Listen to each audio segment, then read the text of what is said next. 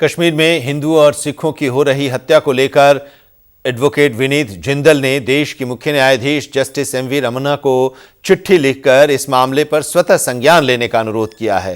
पत्र में एडवोकेट विनीत जिंदल ने कश्मीर में रह रहे सिखों और हिंदुओं की सुरक्षा मुहैया कराने की मांग की और इसके साथ ही उन्होंने हिंदू और सिखों की हत्या के मामले की जांच राष्ट्रीय जांच एजेंसी से कराने की भी मांग की है। विनीत जिंदल ने इस बारे में खास बातचीत की हमारे संवाददाता गोपाल कृष्ण से।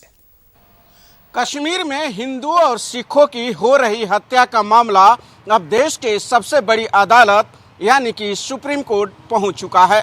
इसको लेकर दिल्ली के वकील विनीत जिंदल ने मुख्य न्यायाधीश को पत्र लिखा है और कार्रवाई की मांग की है। विनीत जिंदल हमारे साथ हैं, आइए इनसे बात करते हैं।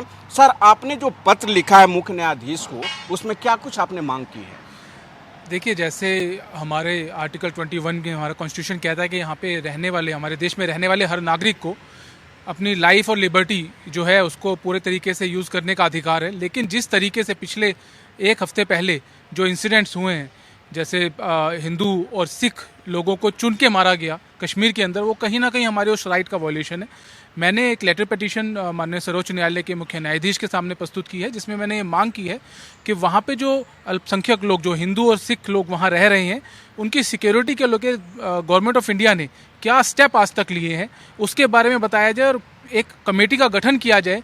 क्योंकि वहाँ पे जिस तरीके से 2000 के अंदर 36 सिखों की जो हत्या हुई थी, उसके बाद से हमने देखा है लगातार वहाँ पे विस्थापन को लेकर हम बात करें या अल्पसंख्यक जो वहाँ पे हिंदू और सिख हैं उनको लेकर परेशान करने की बात करें, समय समय पर कुछ ना ऐसी घटनाएं होती रहती हैं।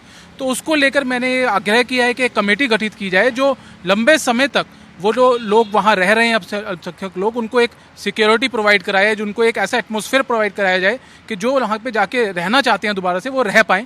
साथ साथ कश्मीरी पंडित चले गए थे जब आतंकवाद 90 के दशक में हुआ, वहाँ से पलायन कर गए थे। जब 370 हटा, 35A हटा, माहौल ठीक हुआ, पुनः उन्हें वो वापसी आए, उनको ज़मीन दिया जा रहा है। ऐसा तो नहीं कि इस तरीके की बौखलाहट में आतंकवादी जो हैं इन्हें निशाना बना रहे हैं? बिल्कुल ठीक कह रहे हैं। अब जैसे एक इंसिडेंट, जो स्कूल का हम इंसिडेंट की बात करें, स्कूल के अंदर 2 टीचर्स को स्पेशली उनका कार्ड देख के, उनके नाम देख के गोली से मारा गया है, जिससे ये बिल्कुल क्लियर है कि अल्पसंख्यक लोग जो हिंदू और सिख लोग हैं उनको टारगेट किया जा रहा है। और कहीं ना कहीं उस चीज़ को लेके हमारी सरकार को, हमारे देश के न्यायालयों को बहुत सख्त रवैया और बहुत एक कहें हम उसको एक ऐसी चीज़ बनाना पड़ेगा, ऐसा सुरक्षा कवच बनाना पड़ेगा कि जो लोग वहाँ रहना चाहते हैं उनकी लाइफ और लिबर्टी की सिक्योरिटी हम लोग कर पाएँ।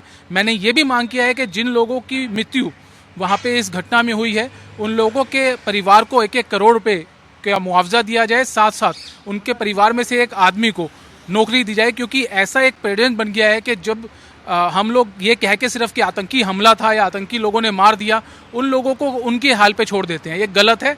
हमें कहीं ना कहीं सरकार को, न्यायालयों को उनकी सहायता करनी चाहिए। आपको क्या लगता है कब तक आपके लेटर पर सुप्रीम कोर्ट संज्ञान ले सकता है और सुनवाई कर सकता है? देखिए, जैसे अभी हमने देखा है लखीमपुर खीरी वाले इंसिडेंट के अंदर, बहुत जल्दी 2 या 3 दिन के अंदर वो चीज़ बहुत जल्दी माननीय सर्वोच्च न्यायालय ने अपने सामने प्रस्तुत किया है, रखा है। तो मुझे भी आशा है कि विदिन अ वीक वो पिटीशन जरूर हमारे सर्वोच्च न्यायालय के अंदर होना चाहिए। तो इनकी मांग है कि एक कमेटी का गठन किया जाए, वो कमेटी वहां पर जा करके जांच करे और जिन लोगों की मौत हुई है उनके परिजनों को 1 करोड़ रुपए की मुआवजे की राशि सरकार की तरफ से दिया जाए। दिल्ली से इस समय कैमरा पर्सन नागेंद्र सिंह के साथ गोपाल कृष्ण।